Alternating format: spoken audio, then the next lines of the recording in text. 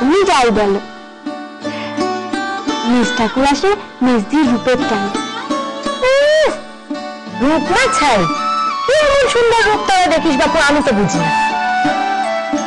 মা গো, মেজ ঠাকুর মেজদির জন্য নির্দিশ নেতাও দেওয়ানে সব বিলিতে জিনিস। আর ওইসব মেকে মেকে তিনি পটে বিপিটির সাথে সারা বাড়ি ঘুরে বেড়ান। তো শেষ ঠাকুর তো বলে মেজদার মতো স্ত্রী না। দেখিস ছেলে পুলে হলে কি হয়।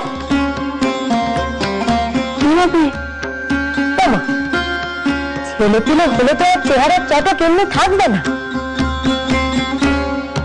তখন দেখবো বরের আদর কেমনি তাকে। না গো, মেজ ঠাকুর মেজদিকে সত্যি সত্যি খুব ভালোবাসে।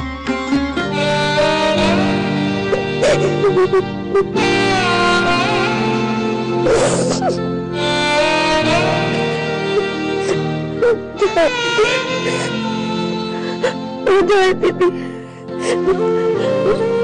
চলে যাবে না, কোনো কালে তুমি দেখতে পাবো না। তুমি আমার কাছে সাহায্য করবে না, চলে যাবে না দিদি।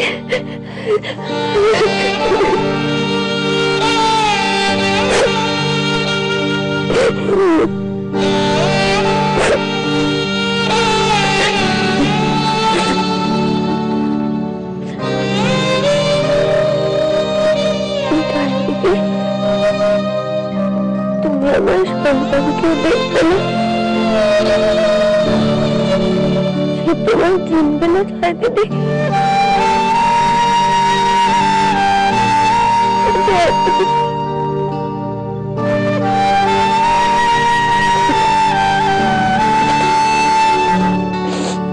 হ্যাঁ গা দিদি, আজকে থেকে মেজ বউয়ের কথা কিছু বলছো না?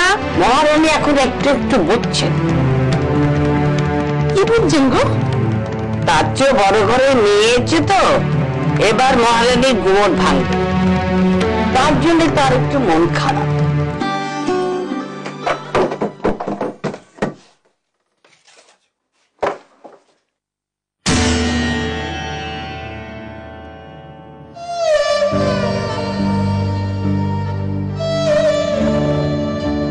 রাঙাবু, তুমি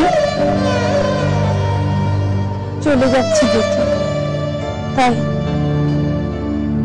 এসো এসো, ভেতরে এসো মা, এসো। জেঠি, সবাইকে দেখছি, মেজ বউ কোথায়? রাঙাবু, মেজ বউয়ের শরীরটা তো ভালো যাচ্ছে না, ঘরে আছে।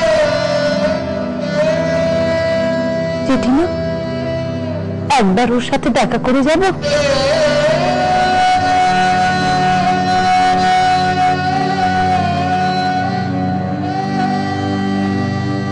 যাও।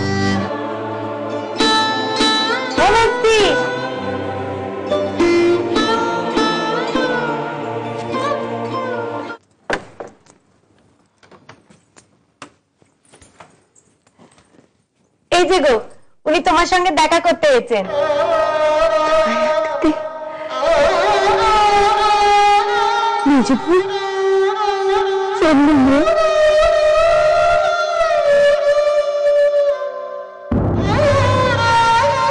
যাবার এক মনে হলো এতকালের পাশাপাশি বাস, সবাইকে দেখতে যাই।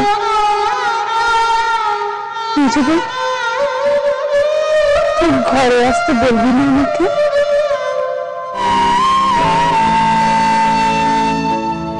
একটু দরকারি কথা আছে আমার নিজ বউয়ের সাথে।